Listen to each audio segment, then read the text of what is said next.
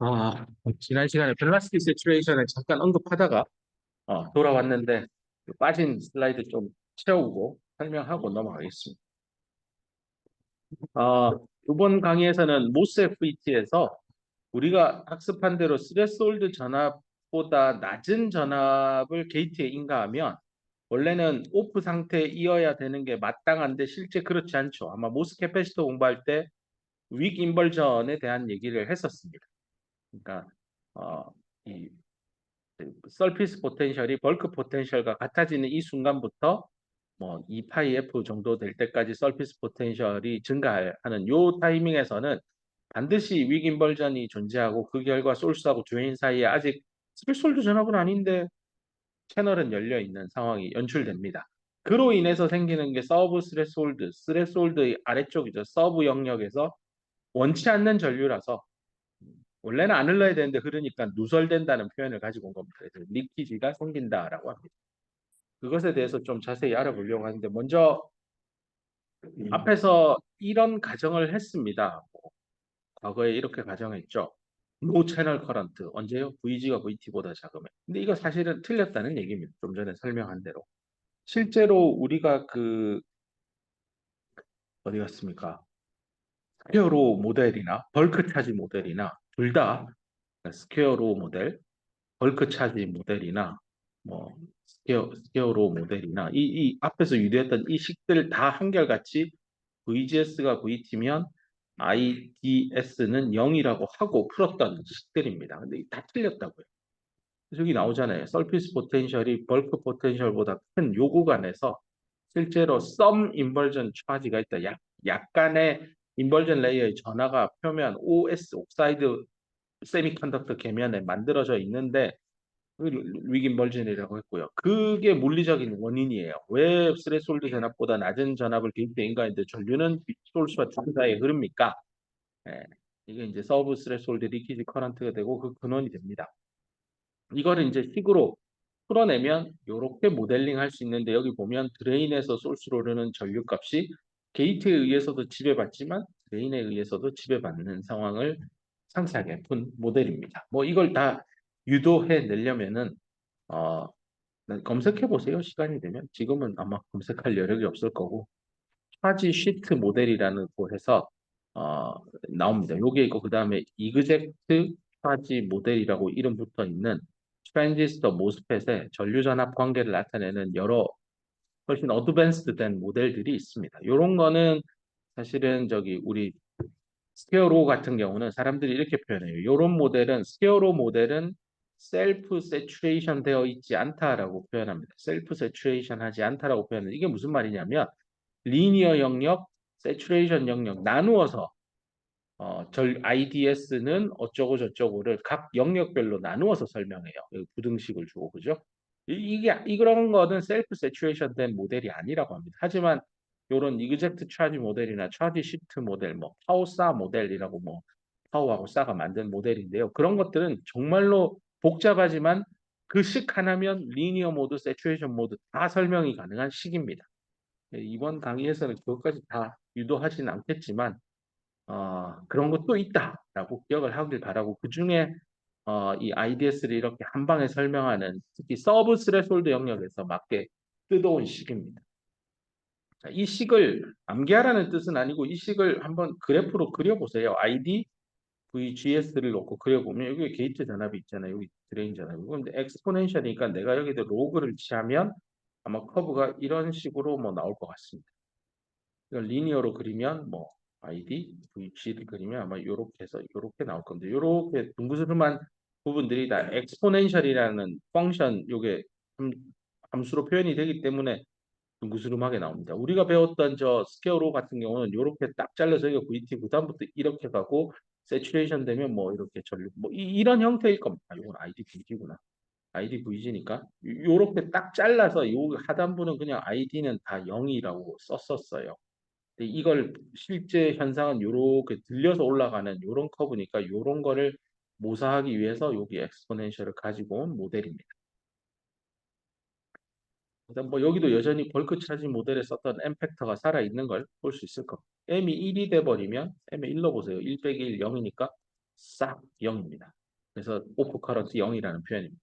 그래서 지금 여기 나오는 이 이케이션은 조금 더 정확한 모델을 가지고 풀어낸 식의 일부를 내가 가지고 온 거고요. 이를 통해서 m이 1이 아닌 보통 1보다 큰 게 이제 벌크 차지 모델에서 나오죠. 그걸 여기 대입해 가지고 실제 VG가 VT 근처의 VG가 VT에 거의 근사한 값이 되더라도 여기 대입을 하면 엑스포넨셜의 작은 값을 넣어도 이 값은 상당한 크기가 나오죠. 이렇게 해서 전류값을 모사하는 모델입니다. 서브 스레스홀드 리퀴드 커런트의 존재, 윅 인벌전 때문이고 모스 캐패시터 공부할 때 그 원인에 대해서 상세히 설명했습니다. 자, 그러면 조금 전에 설명한 거에서 이제 서브 스레스홀드 영역에서 전류가 리퀴드가 생긴다라고 했는데 이걸 평가하는 소자의 디바이스의 중요한 매트릭입니다. 퍼포먼스 매트릭이라고 하죠. 성능 지표입니다. 뭐 대학생의 학업 능력을 평가할 때 학점을 보듯이 트랜지스터, 모스펫의 서브 스레스홀드 영역에서 얼마나 얘가 성능이 우수하냐 안 우수하냐를 평가하는 중요한 지표입니다. 이거 클래스 프로젝트에도 이게 나와 있죠. S 값에 대해서. 그 정의를 보면 이렇게 돼 있는데 요거를 식만 보면 어려우니까 얘입니다. 그냥 로그 IDS를 VGS에 대해서 그림을 그리면 이 스퀘어로로 그리면은 이 커브가 안 나와요. 근데 앞서 보여줬던 그 툴로 써진 식을 가지고 만들어 보면 커브가 이렇게 생성이 됩니다. 요거를 나누기 한 거죠. 로그 10 IDS를 VG로 나눈 거죠. 그거 역수입니다. 요렇게 기울기가 있으면 요걸 X라고 보고 요걸 Y라고 해서 X분의 Y 요 의미입니다. 됐죠? 그게 서브 스레스홀드 영역 내의 기울기다라고 보는데요. 보통 요 커브를 그려보면 이 문턱 전압을 대충 요 정도에서 잘라가지고 나중에 문턱 전압 어떻게 정의하는지도 설명할 건데 문턱 전압이 여기라고 하면 요 이하 영역을 보면 요 로그 스케일로 그렸을 때 요게 거의 직선으로 나옵니다. 직선이 나온다는 건 y는 엑스포넨셜 x일 때 로그 y는 x니까 얘를 y축에 놓고 얘를 x축에 놓으면 곱하기 1이니까 직선의 함수가 나오겠죠. 그렇기 때문에 요런 텀으로 ID와 여기가 VG가 표현이 된다는 겁니다. 실제 화폐 식을 잠깐 풀기 보면 그랬었죠. ID가 VG의 엑스포넨셜로 들어가 있죠. 그럼 여기 앞에 있는 요만큼이 기울기 역할을 할 겁니다. 그래서 요 슬롭의 역수를 서브 스레스홀드 슬롭이라고 표현합니다. 그래서 그걸 풀어서 우리는 결과만 기억을 일단 합시다. 요겁니다. 요거. 되게 중요한 식입니다. 이거. 암기를 하는 게 좋을 것 같습니다. 나중에 현업에서 디바이스를 디자인하는 미션을 받게 될 때 SS 또는 S 한 단어로 S 서브 스레스홀드 슬롭이니까 SS라 하시는 분도 있고요. 그냥 서브 스레스홀드 슬롭이니까 S 이렇게 하시는 분도 있습니다. S나 SS나 다 같은 표현입니다. 디바이스 업계에서는 결과를 이렇게 했는데 이게 이제 T에다가 300켈빈 잡아 넣으면 KT 오버 Q 또 나오죠. 26mV 더멀 볼티지. 여기다 LN10을 곱하면 이게 바로 60mV가 나옵니다. 전압으로 따지면 0.06V.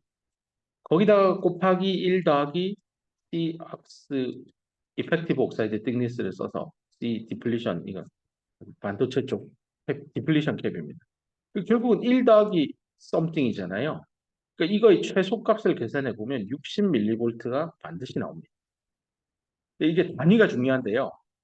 이게 로그 10을 기반으로 했기 때문에 여기 이제 데케이드가 숨어 있습니다. 그래서 요 비율 그래프로 돌아와서 요거를 살펴보면 드레인 전류가 여기 밑에 베이스가 10이라서 요게 10의 마이너스 뭐 8승이다. 그럼 요건 10의 마이너스 9승 아니 1승이다. 이러면 요렇게 원 데케이드 올라가죠. 10배 올라간 거예요.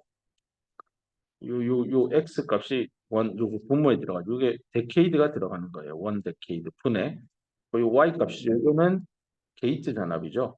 게이트 전압 단위를 밀리볼트로 볼트 대신 밀리볼트로 그래서 요 Y 자리에 밀리볼트가 와요. 그래서 실제 이 서브 스레스홀드 슬롭의 기울기 값은 기울기 값 나타내는 S는 단위가 밀리볼트로 끝나면 안 되고요. 밀리볼트 퍼 데케이드입니다. 즉 이 중요한 거예요. 드레인 전류를 원 데케이드 증가 또는 감소시키는데 필요한 게이트 볼티지의 네, 값이에요. 그게 S예요.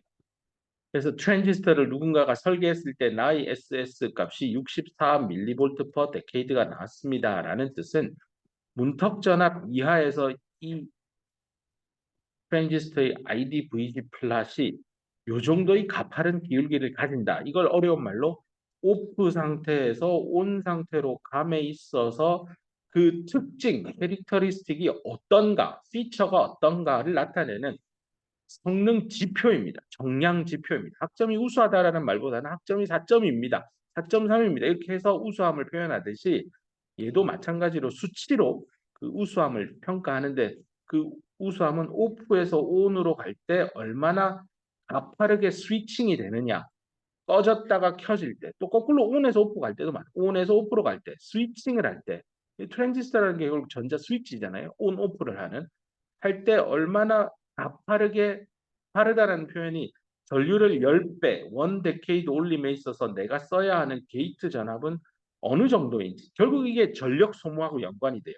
전류를 트랜지스터의 드레인에서 소스로 오르는 전류를 10배 늘리는데 내가 게이트 단자에 몇 볼트를 인가해야 되느냐?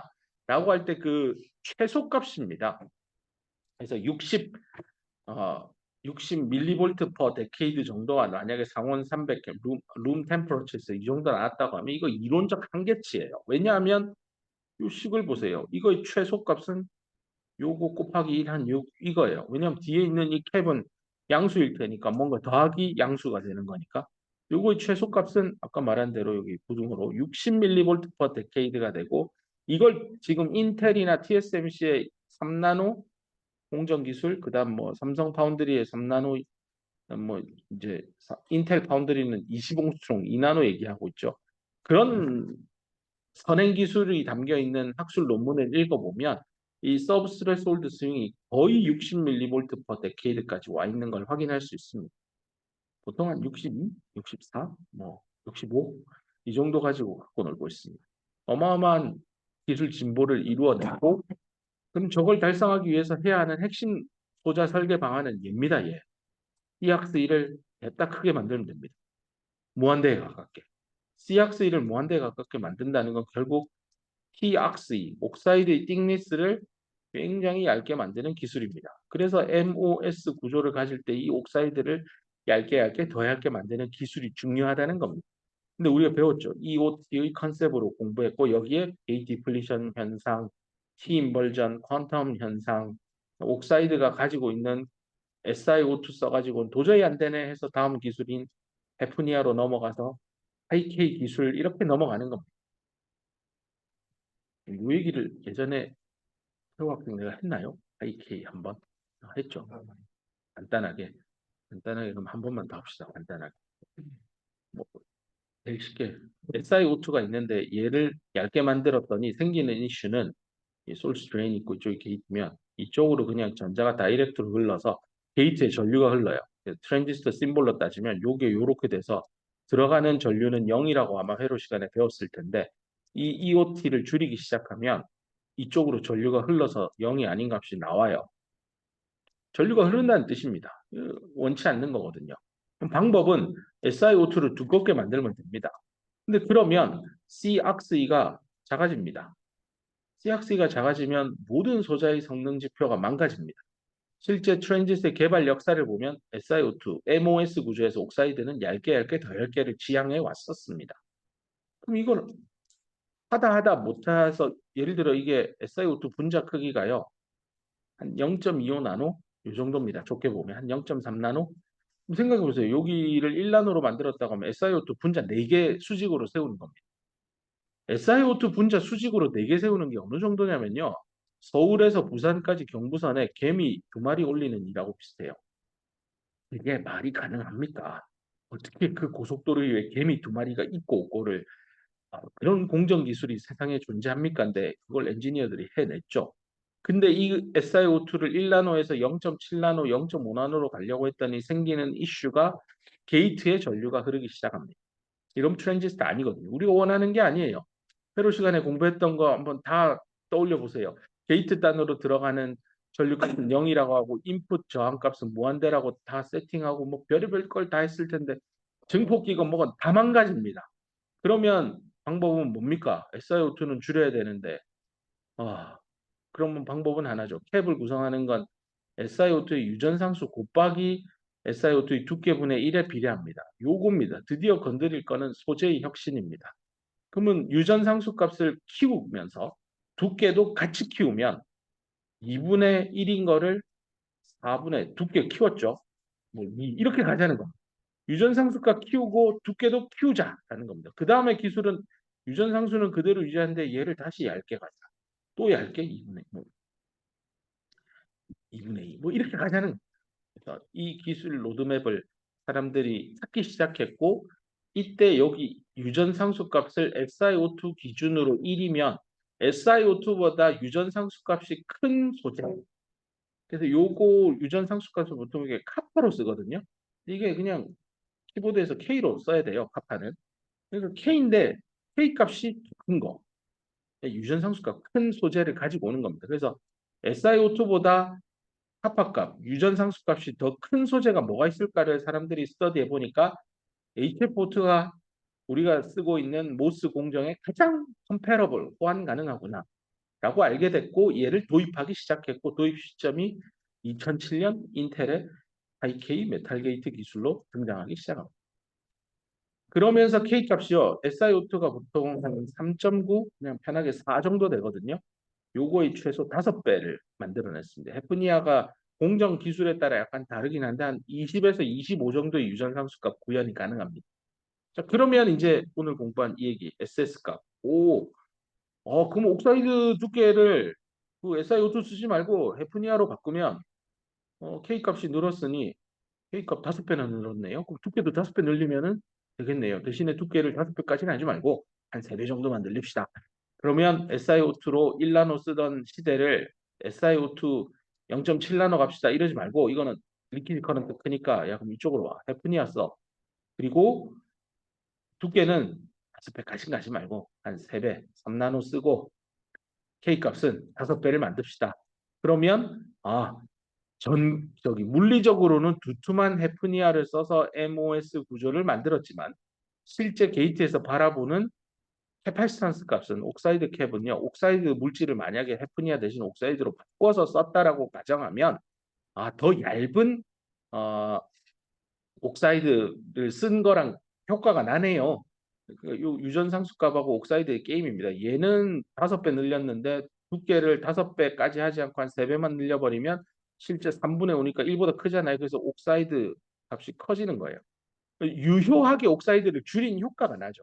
그래서 이걸 사람들이 전기적으로는 electrically thin 한 SiO2를 쓴 효과가 난다. 하지만 물리적으로 실제 증착되어 있는 옥사이드 물질은 헤프니아이기도 하지만 물리적으로 더 SiO2를 두껍게 깐 효과가 나네. 실제로는 SiO2 두께보다 더 두꺼워졌지만 그래서 물리적으로는 띡한데 전기적으로는 띵한 이런 물질을 도입하기 시작했습니다. 그리고 그 녀석의 카파 값이 SiO2보다 컸기 때문에 하이K 물질이라고 이름을 붙입니다. 요즘에 나오는 거는 헤프니아 다음으로 란탈리움, LA2O3 뭐 이 계열일 것 같아요.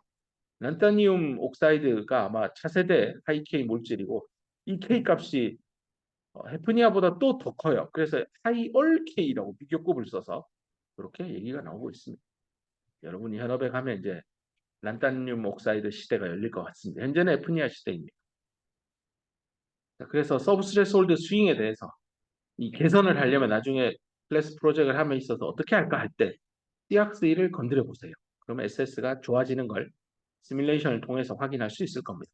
그때 나는 하이K 물질을 쓰겠습니다라고 선언하고 대신에 시뮬레이션을 할 때는 SiO2로 한 0.7나노, 0.5나노 써도 됩니다. 왜냐하면 실제 헤프니아를 도입해서 시뮬레이션 해도 되지만 그러기에는 뭔가 복잡할 것 같으면 그냥 EOT 컨셉으로 해서 SiO2를 0.5나노 썼다 치고 시뮬레이션 돌리면 리퀴지 커런트가 설령 생기지만 뭐 그건 그 얘기고 일단 내가 궁금해하는 ID, VG 플랫은 합리적인 수준에서 시뮬레이션해서 평가해 볼 수 있을 겁니다.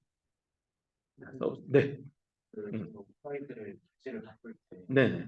물질을 바꿔가면 이게 트랩이 생기는 걸 하나 생기는 달라지잖아요. 네네. 그러면 우리가 시뮬레이션을 돌릴 때는 그것까지 다 반영이 돼 있는 트랩이 얼마나 생기는지까요? 좋은 질문입니다. 질문이 이겁니다. 센토러스 티켓 2를 이용해서 모스 구조를 만들었을 때 얘를 SiO2를 쓰는 것 대신에 다른 소재 예컨대 헤프니아를 쓰면 요 계면에 있는 우리 모스 캡 공부할 때 뭐 안에도 있고 표면에도 있고 트랩들이 다양하게 있다고 했는데 내가 요거 요렇게 바꿨으면 알아서 얘도 바뀝니까? 라고 질문한 건데요. 안 바뀝니다. 바꿔줘야 됩니다. 네. 됐죠?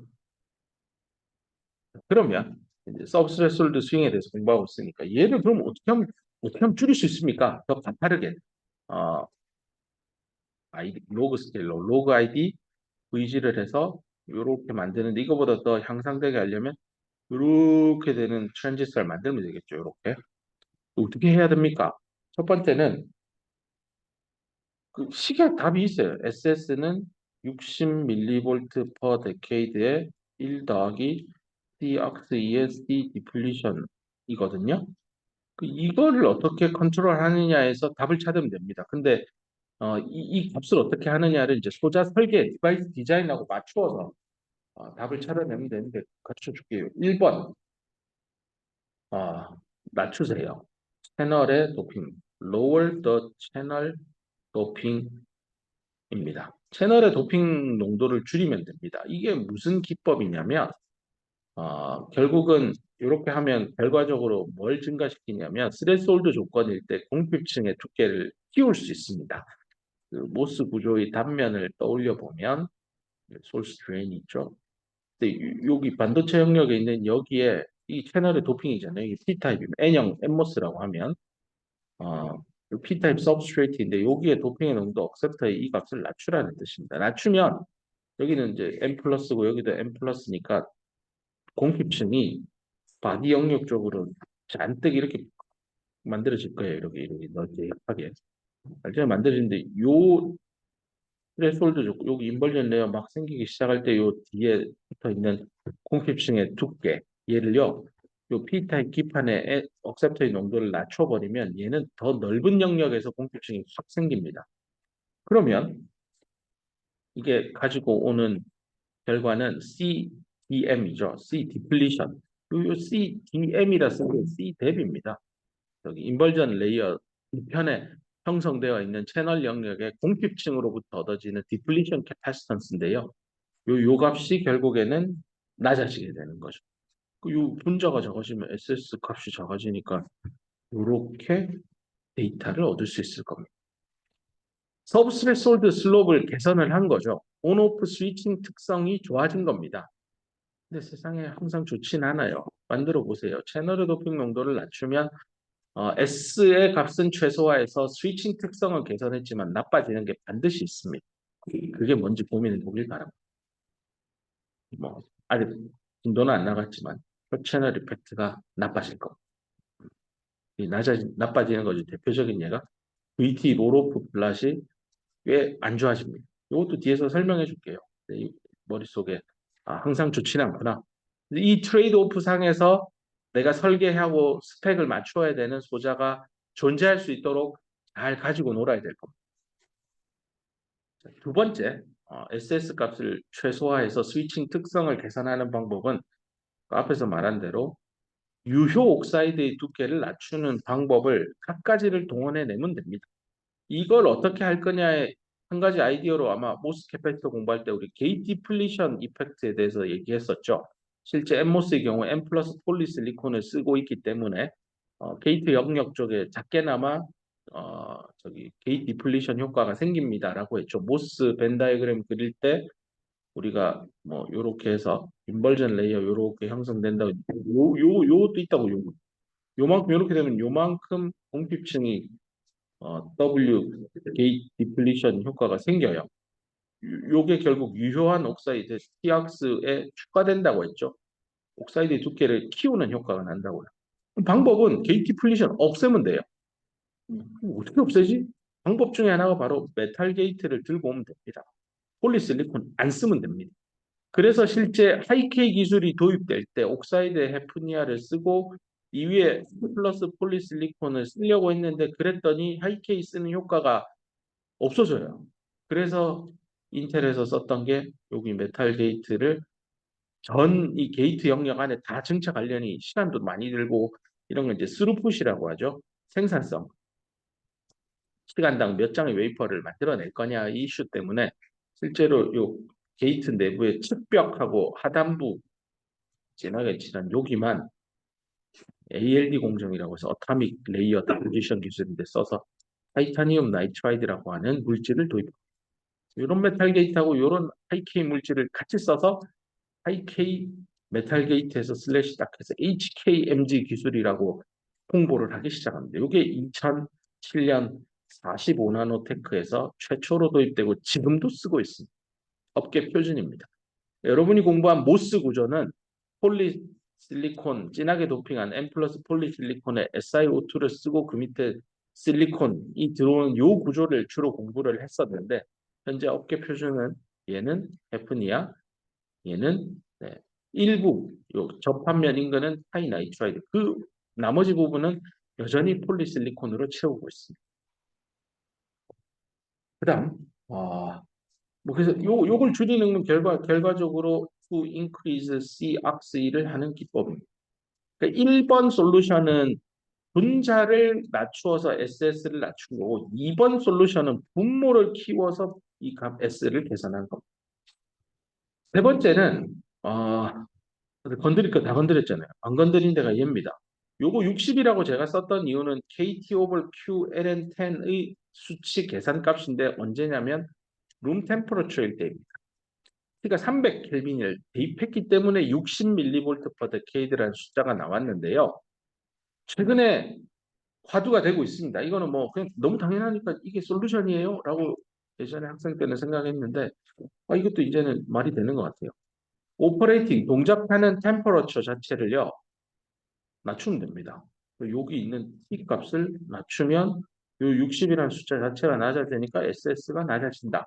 그래서 IDVG 플랫을 그려보면 이렇게 커브가 왼쪽으로 가파르게 꼿꼿이 세워질 거다.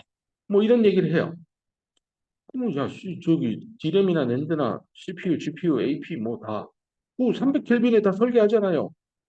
그래서 요즘에 데이터 센터를요, 저기 동해 바닷물 안에 넣읍시다. 북극에다 설치합시다. 뭐 그거보다 더한 게 이제 여기다가 그 액화 물질을요, 칩이 있으면 칩 주변을 액화 물질로 쌓여. 이게 이제 그래서 LN, 리퀴드 나이트로전 이게 이제 77켈빈까지 낮추거든요. 돈은 더 들겠지만 솔직한 말로 칩 개발한다고 쓰는 돈 대신 칩 하나 만들어봤자 뭐 많이 써봤자 데이터 센터 한 3에서 5년 쓰고 버려요. 이게 수명이 이거보다 더 쓰면 이제 칩이 언제 고장나도 이상하지 않은 거거든요.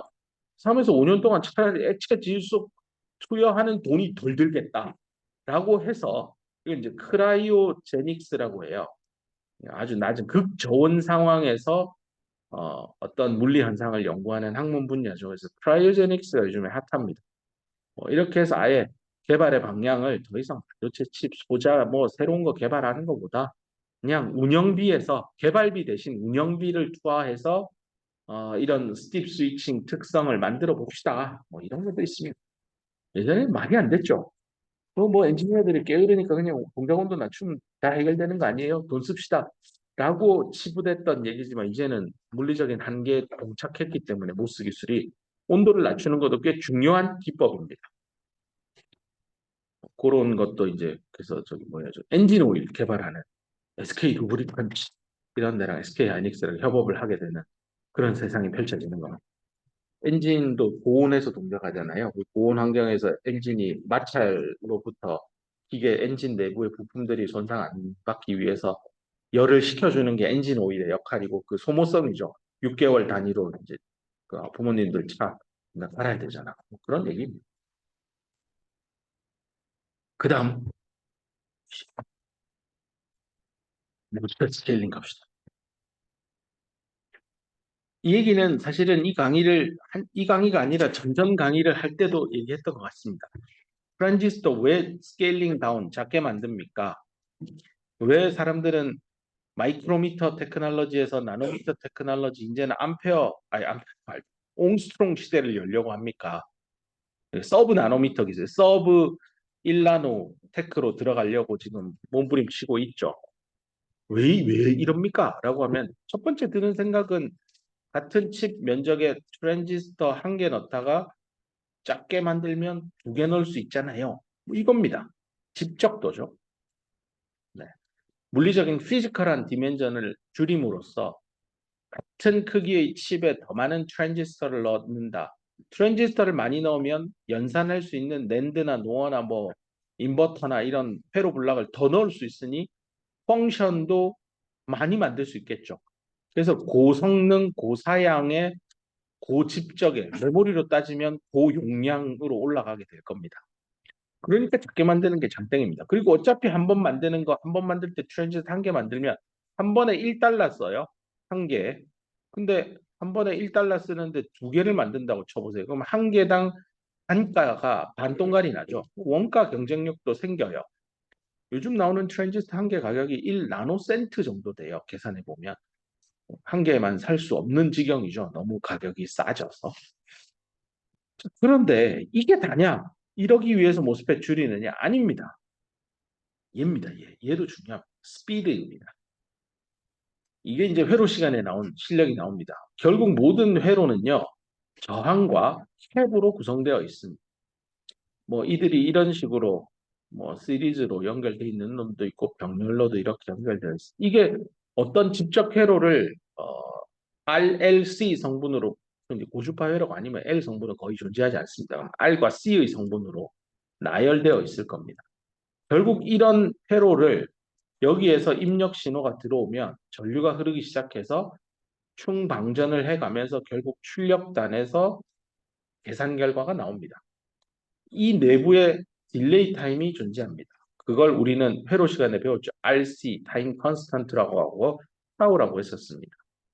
이걸 계산하고 싶으면 R도 줄이고 C도 줄이면 됩니다. 스케일링 다운을 하면요.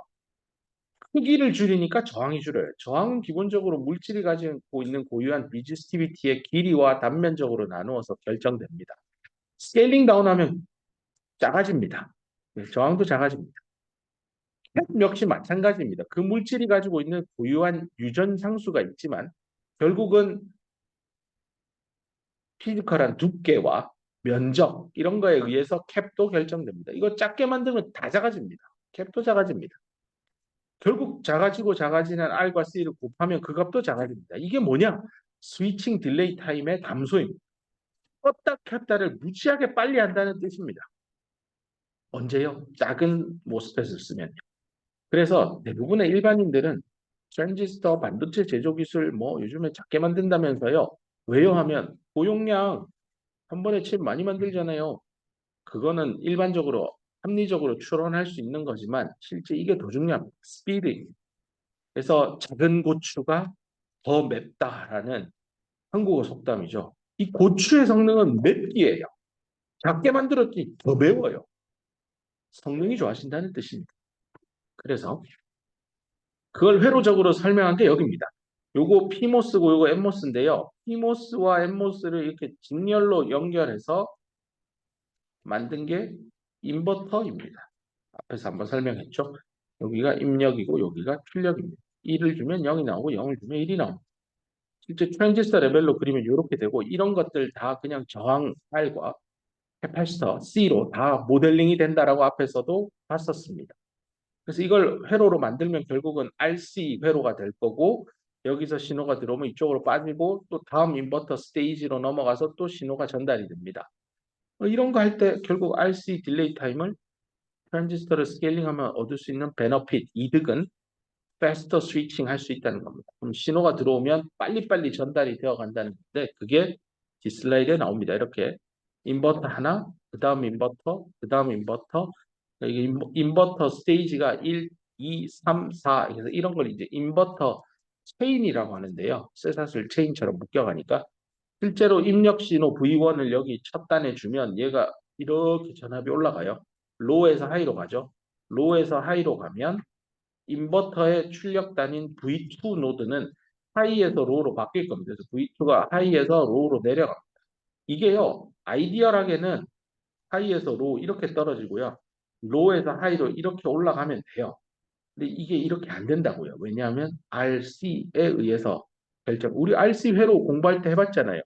이렇게 R과 C가 있을 때 이게 입력이고 이게 아웃이면 시간을 X축에 놓고 여기 인풋 신호 V인을 펄스로 이렇게 때리면 이쪽 아웃풋은 측정해 보면 뒤늦게 지금 이렇게 쫓아가죠. 이게 V 아웃이잖아요. 요렇게 스텝으로 V인을 주더라도 출력단은 이렇게 겨우 쫓아가요. 요 쫓아갈 때 시작과 끝 사이에 요 엑스포넨셜의 마이너스 1승 되는 그 타이밍을 찾아서 그게 RC 타임이라고 공부했었습니다. 여기 지금 보이고 있죠. 이렇게 가고 이렇게 내려올 때 분명히 딜레이 타임이 존재합니다. 그러면 그 다음에 있는 세 번째 인버터 스테이지는 얘는 또 로에서 하이로 가겠죠. 한 번 뒤집고 또 뒤집으니까 원상복귀죠. 로 하이가 여기도 로 하이인데 그러면 요 로 하이 커브가 V3인데 보세요. V1과 V3 사이에 이 시차가 분명히 존재합니다. 그러니까 신호가 여기서 뜨면 전달될 때 분명히 딜레이 타임이 생기는데 앞으로 전달이 되죠. propagation delay라는 표현이 나옵니다. 그래서 이 딜레이 타임 타우 D가 얼마냐는 결국 이 들어있는 N모스, P모스의 R과 C의 값에 의해서 다 결판납니다. 그래서 그 딜레이 타임을 나중에 직접회로 공부하면 나올 겁니다. 뭐 풀다운 딜레이, 풀업 딜레이의 평균값이라고 하는데 이 인버터라는 게 결국은 앞으로 돌아가서 뭐 항상 한 방향으로 요렇게만 가진 않습니다. 입력 신호가 요렇게 뜰 때도 있지만 요렇게 내려갈 때도 있어요. 그래서 로에서 하이로 트랜지션 변화할 때는 풀 로에서 하이니까 저기 풀업 되는 거고요. 하이에서 로는 풀 다운 되는 겁니다. 그래서 각각의 딜레이 타임을 계산한 다음에 평균값을 가지고 그 인버터의 딜레이 타임이 몇 초다라고 나옵니다. 요게 이제 기술 개발했을 때 성능 평가 지표가 될 겁니다. 요걸 이제 사람들이 계산한 식들은 뭐 여기 있는데 이 식은 나중에 디지털 직접회로 수업 들으면 더 상세하게 유도할 거니까요. 그때 할게요. 일단 뭐 내가 강의를 할지 누가 할지 모르지만 하여튼 그때 더 나오니까 일단 여기 딜레이 타임의 컨셉만 가지고 있고 그 딜레이 타임은 결국은 캡 값과 내가 인가하는 전압과 스트레인지에서 흐르는 전류 값에 의해서 결판 나는구나. 요거는 진짜 중요한 컨셉입니다. 이거 머릿속에 꼭 넣어두세요. 어떤 회로가 고속으로 동작하고 싶다. CV over I 컨셉입니다. 이게 사실은 쿨롱이죠. Q는 CV. 쿨롱이면 이 단위가 쿨롱 C잖아요. 전류 암페어죠. 암페어는 뭐죠? 쿨롱을 몇 초 동안 1초당 지나가는 쿨롱이죠. 약분해 보세요. 이렇게 올라오면 단위 시간, 세컨드만 남습니다. CB over I, CB 나누기 I. 이거 꼭 기억하세요. 그래서 내가 만든 트랜지스터의 전류 값을 높게 설계하면 스위칭 속도는 좋아집니다. 모스 캐파시터의 캡을 키워주면, 즉 옥사이드 두께를 얇게 만들면 얘는 올라갑니다. 부작용이죠. 구동전압은 낮출수록 딜레이 타임은 느려집니다. 전압을 높게 고전압을 가해야 속도는 빨라집니다. 상식적이죠. 전기 센 거 주면 뭔가 빨리 움직일 것 같잖아요. 그래서 여기까지가 왜 스케일링 다운을 하느냐에 대한 얘기고요. 여기서부터는 이 국제전기전자공학협회죠. IEEE에서 출판한 논문 중에 가장 많이 인용된 논문입니다. IBM에 계시는 더나드 박사님께서 쓴 논문인데 이게 1970년대에 나온 논문인데요. 지금도 인용됩니다. 그 내용이 이겁니다. 스케일링 다운 하는 거 이제 알겠어. 되게 중요한 거네. 앞으로 어떻게 스케일링 다운 할 건지에 대한 전략을 담은 이론 논문입니다. 거기 있는 논문에 있는 그림이 있고 워낙 많이 인용이 되어서 교과서에도 이제 실려 있는데요. 스케일링의 여러 가지 방식 중에 첫 번째, 지향해야 되는, 지양이 아니고 지향이에요. 이렇게 되어야 마땅한 스케일링 다운의 방향입니다. 컨스턴트 필드를 만드세요라는 게 핵심 메시지인데 어떻게 해요? 여기 그림에 나옵니다. 오리지널 디바이스에서 더 작아진 스케일드 다운된 디바이스로 갈 때 해야 할 일. 옥사이드의 두께를 TX가 예를 들어 이게 10나노다. 그럼 더 얇아지기 위해서 카파분의 1만큼 줄이는 겁니다. 카파는 1보다 커요. 뭐 카파가 2다. 이러면 반동알이 내겠다는 겁니다. 옥사이드를 더 얇게 만듭시다. 그것만 하지 말고 얘 썰을 푼 거예요.